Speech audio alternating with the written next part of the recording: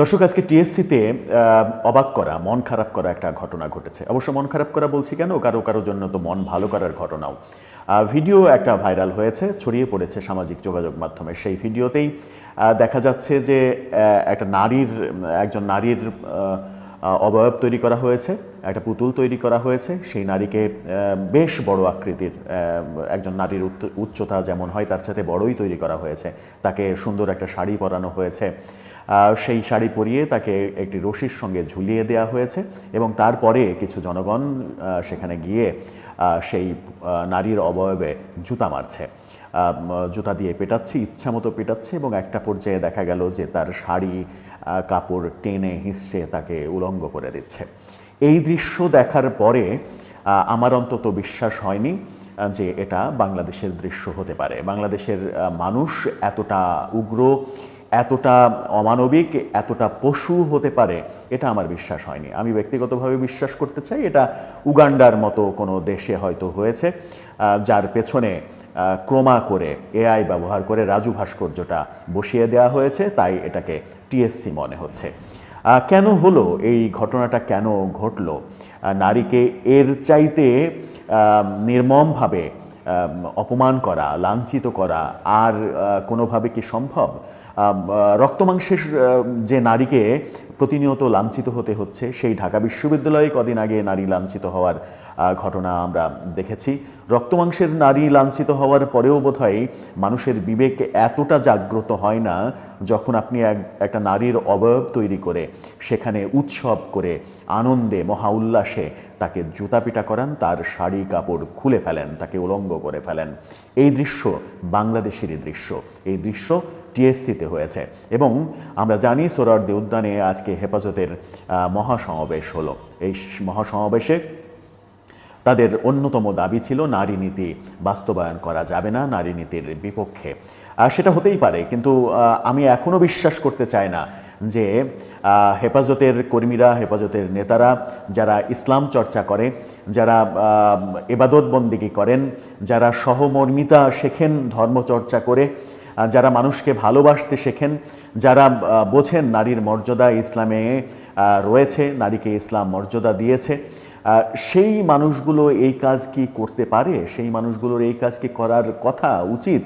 সেই আলোচনাটা করব এই ভিডিওতে। যে দৃশ্য ঘটালেন এবং এই দৃশ্যের পেছনে যারা রয়েছেন তারা কারা, আমি বিশ্বাস করতে চাই যে এটা হেফাজত ইসলামের কাজ নয়। কিন্তু হেফাজতের মিটিং থেকেই তো ঘোষণা করা হলো নারী নীতি বাতিল করতে হবে, নানা রকমের হুঙ্কার দেওয়া হলো, সরকারকে শাসানো হলো। আমার দেশ সম্পাদক মাহমুদুর রহমান তিনি বললেন যে নারী নীতি বাস্তবায়নের জন্য জুলাই আন্দোলন হয়নি। তাহলে কিসের জন্য জুলাই আন্দোলন হয়েছে? জুলাই আন্দোলন কি এই নারীর অবয়ব তৈরি করে জুতাপেটা করার জন্য হয়েছে? মাহমুদুর রহমান, আপনি কি তাই মনে করেন যে নারীকে এভাবে কলঙ্কিত করার জন্য জুলাই আন্দোলন হয়েছে? আপনি বললেন আপনার মতো একজন শিক্ষিত জ্ঞানী মানুষ, একটি পত্রিকার সম্পাদক, আপনি বললেন যে নারী নীতি বাস্তবায়নের জন্য, নারী নীতির জন্য জুলাই আন্দোলন হয়নি। বড় হাস্যকর লাগে কিছু কিছু মানুষের কথা শুনলে, বড় অবাক হতে হয়। যখন এই ঘটনাটা ঘটছে, নারীকে এভাবে কলঙ্কিত করা হচ্ছে, নারীকে এভাবে লাঞ্ছিত করা হচ্ছে, তখন আমরা হেফাজত ইসলামকেই তো দেখেছি, একজন নারী, সাবেক প্রধানমন্ত্রী একজন নারী ছিলেন, তার কাছ থেকেই কৌমির যে সনদ, সেই সনদকে মাস্টার্সের সমমানের সনদ হিসেবে নিয়েছেন এবং শেখ হাসিনা যখন অনেক বিতর্ককে পাশ কাটিয়ে, প্রচুর বিতর্ক হয়েছে, শেখ হাসিনা তার জীবনে সব থেকে বেশি সমালোচিত হয়েছেন এই সিদ্ধান্ত নিয়ে, কিন্তু সেগুলোকে পাশ কাটিয়ে শেখ হাসিনাকে নিয়ে একই মঞ্চে অনুষ্ঠান করে তো শেখ হাসিনাকে আপনারাই কৌমি জননী উপাধি দিয়েছেন। তো যখন আপনারা পেয়েছেন তখন নারী আপনাদের কাছে অনেক মানে সম্মানের বস্তু ছিল, কিন্তু এখন আপনাদের কাছে আর নারী সম্মানের বস্তু নেই। প্রশ্নটা সেখানেই জাগে। মাহমুদুর রহমানরা অবলীলায় বলে দিতে পারেন যে নারী নীতি বাস্তবায়নের জন্য জুলাই আন্দোলন হয়নি। সেখানে অনেকটা কি বলবো, অতিথি বক্তা হিসেবে অনেকেই গেলেন, হাসনাত আবদুল্লাহও গেলেন, সেখানে বড় বড় কথা বললেন।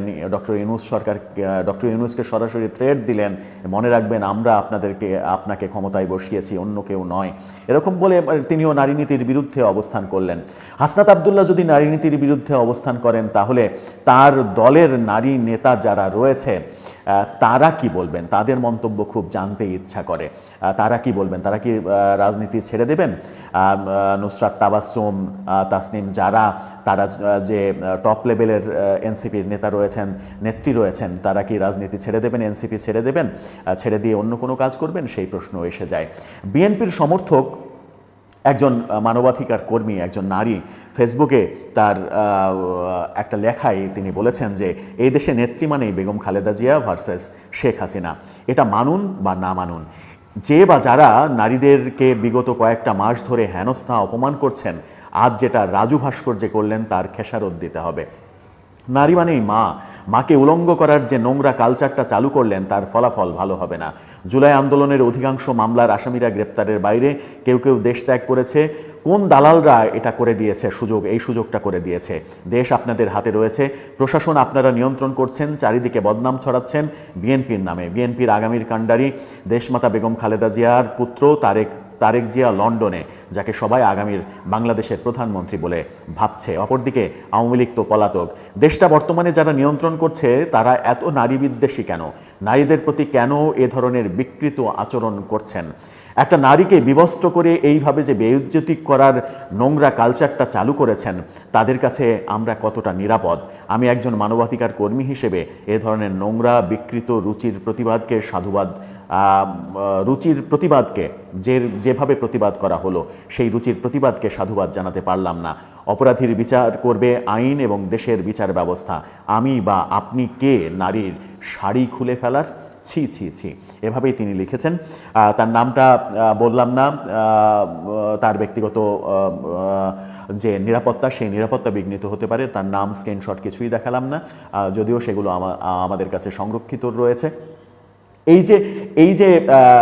এই ভদ্রমহিলার যে কথা, সেটাই তো পুরো বাংলাদেশের কথা হওয়ার কথা।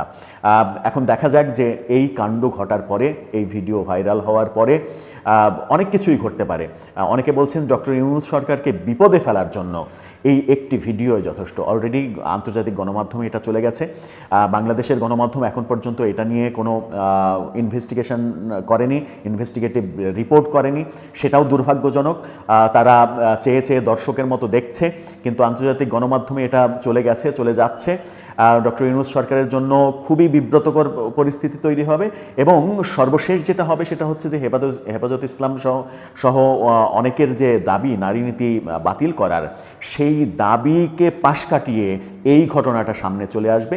তাদের দাবি আসলে মাঝপথে খেই হারিয়ে ফেলবে, তাদের দাবি আদায় আর সম্ভব হবে না। তারা নিজেরাই যে কাজটা করলো, আর যদি তারা এই কাজটা না করে থাকে, আমার মনে হয় যথাযথ বিবৃতি এবং যথাযথ প্রমাণ সাপেক্ষে তাদের বলা উচিত, স্পষ্ট করা উচিত যে এই ঘটনার সঙ্গে আমরা জড়িত নই। আমরা দেখেছি টিএসসি এলাকায় হেফাজতের কর্মীরা ট্রাফিক পর্যন্ত নিয়ন্ত্রণ করেছেন। আজকে সমাবেশে অনেক জনগণ এসেছিলেন, অনেক লোক এসেছিলেন। হেফাজতের সমাবেশে লোক আসবে, কওমি মাদ্রাসার সমাবেশে লোক আসবে, খুবই স্বাভাবিক। ঢাকার আশেপাশের মাদ্রাসার ছাত্রছাত্রী, শিক্ষকরা আসলেই তো ঢাকার একটা বড় ময়দান ভরে যাওয়ার কথা।